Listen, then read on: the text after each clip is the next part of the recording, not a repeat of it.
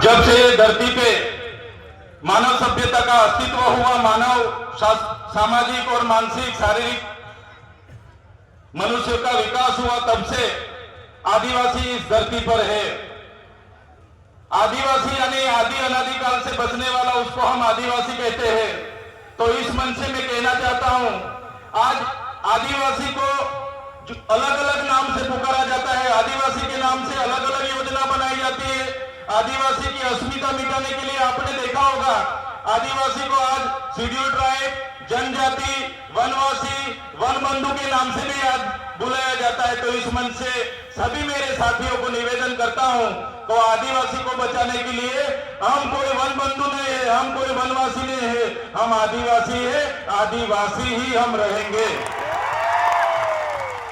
साथियों, आदिवासी का इतिहास डॉक्टर जीतू भाई ने बताया कि 23,000 साल से यहाँ आदिवासी रह रहा है। आदिवासी का स्वभाव सरल था, संवेदनशील थे। आदिवासी प्राकृतिक पूजक थे, प्राकृतिक मूल्यों को जतन करते थे, सामूहिक भावना साथ में रखते थे, सहकारी भावना रहती थी। और हमारी संस्कृति, हमारी परंपरा, हमारी विधि, जो भी हमारी मरण विधि है, लग्न विधि है, हमारी जन्म की विधि है, सभी हमारे आदिवासी की अलग है। हम प्रकृति के साथ में रहने वाले लोग हैं, हम धर्म को भी हमारी संस्कृति में मानने वाले लोग हैं। तो आपने देखा होगा, आगे की वक्ताओं ने बताया कि जब भी इस देश में नए नए धर्म आए, वो चाहे हिंदू हो, मुस्लिम हो, सिख हो, ईसाई हो, बौद्ध हो, जैन हो, सभी धर्म आदिवासी के बाद इस धरती पर आए हैं। और हिंदू जैसे धर्म ने तो हमारे समाज में, आपको पता होगा कि वर्ण व्यवस्था प्रथा रखी थी कि भाई पहले ब्राह्मण होगा, बाद में क्षत्रिय होगा, वैश्य होगा, अन्य शूद्र में हमारे लोगों को माना जाता था। हमारे आदिवासियों को 5,000 सालों से हमारी गिनती शूद्र में होती थी। हमको शिक्षा लेने का अधिकार नहीं था, हमको कहीं भी जाने का अधिकार नहीं था। बाद में आपने देखा होगा, इसी हालत में भी देश के आजादी में हमारे कई सारे स्वतंत्र सेनानी लड़े, हमारे क्रांतिकारी लड़े, हमारे पूर्वज लड़े। वो चाहे बिरसा मुंडा जी हो, वो चाहे खाद्य नायक हो, वो चाहे टक्के नायक हो, वो चाहे तिलका मांझी हो, झलकारी बाई हो, सभी आज हमारे पूर्वजों को ये मन से मैं याद करता हूं। और साथ ही साथ में गौरव गोविंद जी हो, या दलवाड़ा की क्रांति हो, या रूप सिंह नायक हो, सभी का एक सपना था कि जब भी आदिवासी को स्वतंत्रता मिले तो आदिवासी स्वावलंबित होना चाहिए, आदिवासी स्वतंत्र होना चाहिए और आदिवासी का जीवन शोषण मुक्त होना चाहिए। लेकिन देश की आजादी के बाद भी जो सभ्य संस्कृति के लोग जो शासन में आए, जब भी अपने समाज को जो सुसंस्कृत मानने वाले लोग आज देश के शासन में आए, देश में संविधान लागू हुआ। संविधान का आमुख कहता है कि ये देश का संविधान, हम भारत के लोग ये देश के संविधान के तहत हमारे देश के लोगों को हम समानता, स्वतंत्रता और बंधुता देते हैं। लेकिन आज भी आदिवासी को समानता नहीं मिली, आज भी आदिवासी को स्वतंत्रता नहीं मिली, आज भी आदिवासी को दूसरी कास्ट में बंधुता नहीं मिली। इसलिए हम कहना चाहते हैं, हम कई सारे कार्यक्रम करते हैं और कई सारे मंच पर भी हमारी व्यक्तिगत बात हम रखते आ रहे हैं और आज भी हम इस मंच से रखेंगे। जब तक आदिवासी को स्वायत्त राज नहीं मिलेगा, आदिवासी का अपना स्वतंत्र राज नहीं होगा, तब तक ये सरकारों में आदिवासियों का विकास होने वाला नहीं है।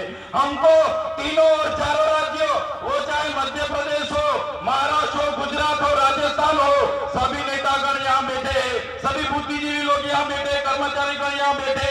मैं मेरी व्यक्तिगत तौर पे से एक बात रखना चाहता हूँ, हमको आने वाले दिनों में हमारा जो भील प्रदेश था उसको लेने के लिए हमें आवाज उठाना पड़ेगा।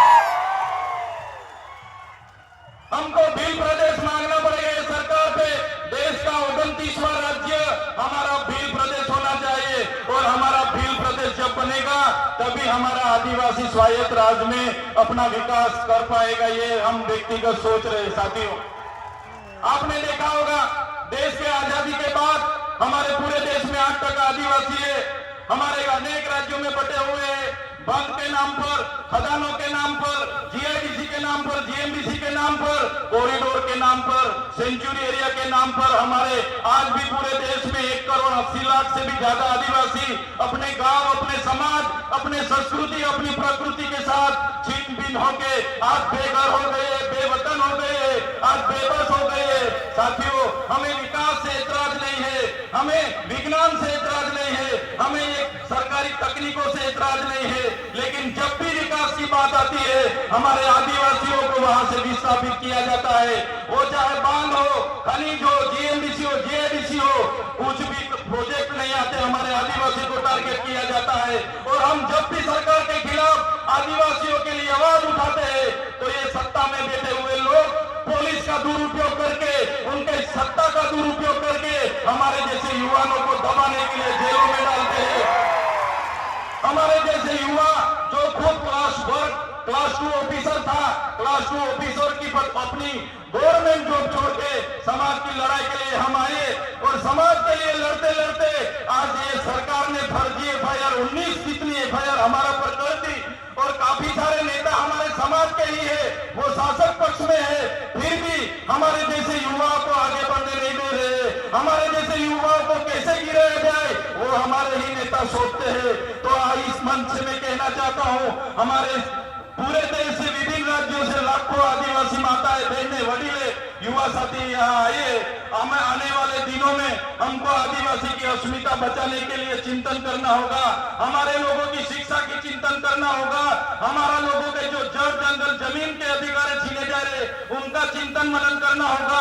आज तक हमारा संवैधानिक अधिकार लागू नहीं हुआ, वो चाहे अनुसूचित 5 हो, वो चाहे पैसा एक्ट हो, वो चाहे टोटल डबल ए की बात हो। आज भी आदिवासी की ग्राम सभा की सत्ता नहीं मिली, आज भी रूढ़िगत ग्राम सभा का परवानगी नहीं लिया जा रहा है। ये सभी बातों को आज के इस मंच से हमको सबको चिंतन मनन करना पड़ेगा। और सभी साथी यहाँ पे आए तो ये आदरणीय मंच से जो भी बात रखते हैं उसको लेके हमारा हर संदेशा, हर उपदेश, हर एक काम में पहुंचना चाहिए। यही बात मैं रखूंगा।